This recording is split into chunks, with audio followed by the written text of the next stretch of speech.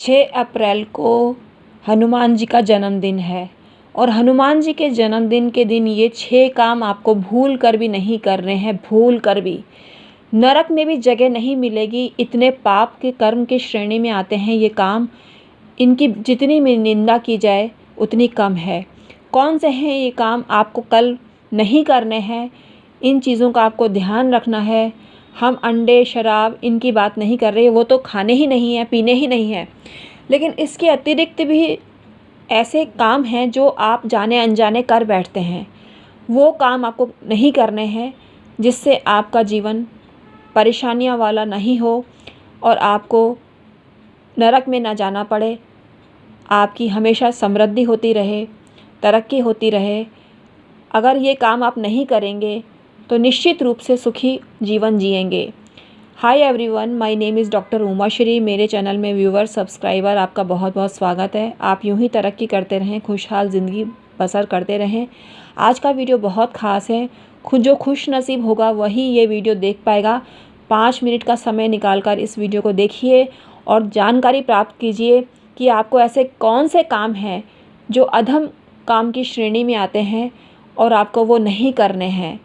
तो आइए आज का वीडियो शुरू करते हैं। जानकारी पसंद आए तो सबके साथ शेयर करें और कमेंट सेक्शन में ओम नमः शिवाय और जय माता दी अवश्य ही प्रेषित करें। आइए आज का वीडियो शुरू करते हैं जो आपके बहुत काम आने वाला है। अगर आप हनुमान जन्मोत्सव का व्रत नहीं करना चाहते तो कोई बात नहीं है, लेकिन आप श्री राम नवमी का व्रत नहीं करा तो हनुमान जी आपसे बहुत नाराज़ होते हैं। जिस घर में श्री राम की पूजा नहीं होती है उस घर में हनुमान जी भी वास नहीं करते हैं। उस घर में रहने वालों को अपना आशीर्वाद भी प्रदान नहीं करते हैं। जिस घर में श्री राम की निंदा होती हो उस घर में उनको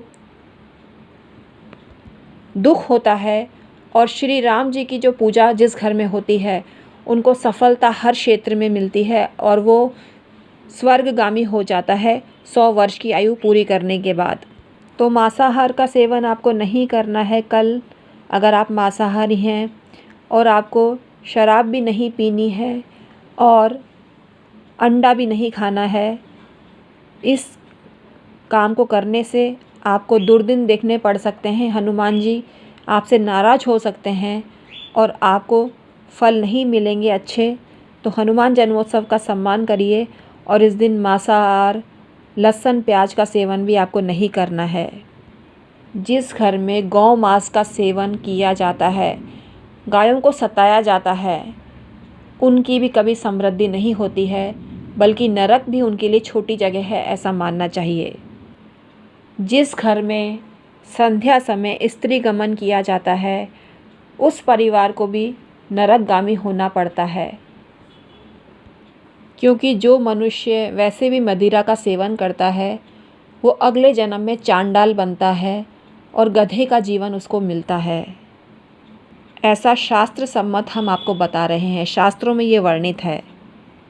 हनुमान जन्मोत्सव के वक्त मतलब उस समय या उस दिन आपको किसी से लड़ाई झगड़ा नहीं करना चाहिए, इससे भी हनुमान जी नाराज़ होते हैं। हनुमान जन्मोत्सव के दिन आपको क्रोध भी नहीं करना चाहिए। ऐसा शास्त्रों में कहा गया है कि ऐसा मनुष्य 7 जन्मों तक गधा पैदा होता है। हनुमान जन्मोत्सव के दिन आपको हनुमान जी को जो प्रिय नैवेद्य है उनको पवित्रता से आपको अर्पित करना चाहिए। जो मानव हनुमान जी की पूजा नहीं करता है और उन्हें अपवित्र नैवेद्य समर्पित करता है वो नरक में जाता है।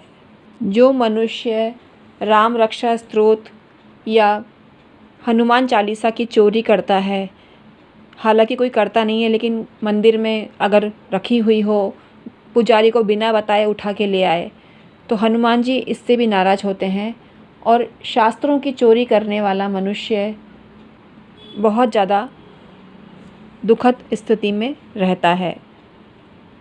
किसी को बताकर आप पठन कर सकते हैं, तब आपको पाप नहीं लगेगा, लेकिन बिना बताए आप ये ग्रंथ अपने यहाँ ले आते हैं तो ये चोरी कहलाती है। और किसी को बिना बताए कोई भी उनकी वस्तु आप ले आते हैं तो चोरी की श्रेणी में आती है और इससे हनुमान जी नाराज़ होते हैं। जो मनुष्य धार्मिक पुस्तकों को पैर लगाता है, उनका अनादर करता है, तो हनुमान जी उन पर नाराज़ होते हैं। जो मनुष्य गौ का हत्यारा होता है, वह महावीची नामक नरक में 1,00,000 वर्ष तक पीड़ित किया जाता है। जो मनुष्य शरणागत का वध करता है, वो तेल पाक रूपी नरक में पकाया जाता है। झूठ बोलने वाला व्यक्ति, असत्य भाषण करने वाला व्यक्ति महापात नामक नरक में गिराया जाता है। जो अकारण ही वृक्षों को काटता है, वह 80 पत्रवन नामक नरक में गमन करता है। जो जवानी के वशीभूत होकर धर्म की मर्यादा तोड़कर अपवित्र आचरण करते हैं, वे कृत्य नामक नरक में जाते हैं। विशेष रूप से हनुमान जन्मोत्सव की बात कर रहे हैं। वैसे हमेशा से यही नरक उनको भोगना पड़ता है, कभी भी ये काम करते हैं तो। जो मनुष्य श्री राम जी के मंदिर के पास मलमूत्र का त्याग करता है, वो बहुत बड़े नरक में जाता है। और ऐसे मनुष्यों की दुर्गति स्वयं हनुमान जी करते हैं। जो नारी कुल्टा होती है, वह 100 वर्षों तक कालसूत्र नामक नरक में रहती है। भ्रूण हत्या भी महापाप है, और ये महापाप करने वाला शनि मुख नामक नरक में जाता है और वहाँ 100 वर्षों तक सूक्ष्म शस्त्र द्वारा पीड़ित किया जाता है। जो मनुष्य श्री राम जी के मंदिर में प्रणाम नहीं करता है, उसे गो हत्या का पाप लगता है। जो मनुष्य बिना बात ही सर्प को मारता है, वह सर्प कुंड नामक नरक में जाता है और वहाँ सर्प उसको काटते हैं। जो मनुष्य बिना शुद्धि के, बिना हाथ धोए देव प्रतिमा को स्पर्श करता है या देव द्रव्य को स्पर्श करता है, वह चर्म कुंड नामक नरक में निवास करता है।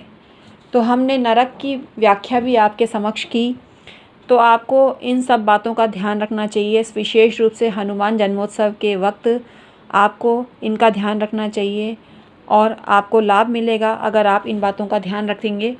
ये परम पाप की श्रेणी में आते हैं और जो हनुमान जी को पसंद नहीं है, हनुमान जी इनसे नाराज़ होते हैं और नरक भी आपके लिए छोटी जगह है अगर आप ये काम करते हैं। तो हमारा आपसे यही निवेदन है, शुद्धता का पूर्ण ध्यान रखें और मांसाहार ना करें, स्त्री संग ना करें हनुमान जी के जन्मोत्सव के दिन, तो आपको कोई भी पाप नहीं मिलेगा और आपको नरक में भी नहीं जा